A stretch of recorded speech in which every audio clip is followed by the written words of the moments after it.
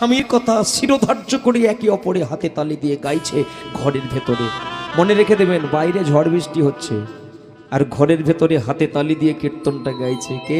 সনাতন গাইছে আর তার পত্নী আর তার ছেলে তালি দিচ্ছে। বধূ কি আর বলিব আমি, সবাই বলুন হাতে তালি দিয়ে।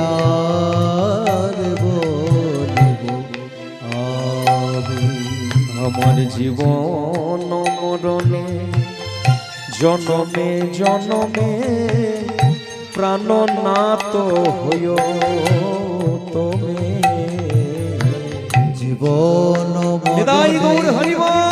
জনমে জনমে প্রাণনাথ হইও তুমি। বধূ কি আর বলিব, বধূ কি আর বলিব হরিনামটা চলছে, যেই না হরিনাম চলছে এমন সময় ছোট্ট ছেলেটা ডেকে উঠল, বাবা। কে? বাবা আমার খিদে পেয়েছে বাবা, আমার বড় খিদে, আমি সহ্য করতে পারি না, আমার ভেতরে বড় খিদে, আমি সহ্য করতে পারছি না বাবা। খোকা, মাধব, খিদে লেগেছে, খাবি? পদ্মা, ঘরে কি কিচ্ছু নেই? না স্বামী, কিচ্ছু নেই। সত্যি বলছো পদ্মা, ঘরে কিচ্ছু নেই?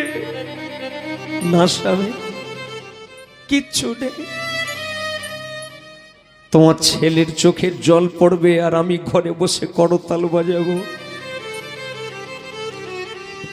আজকে আমি যাব, কিন্তু স্বামী তুমি কোথায় যাবে? বাইরে ঝড় বৃষ্টি বজ্রপাত, তুমি কোথায় যাবে? পদ্মা, ছেলের চোখের জলের থেকেও বড় ঝড় বৃষ্টি, আমাকে যেতে দাও পদ্মা, আমাকে যেতে দাও।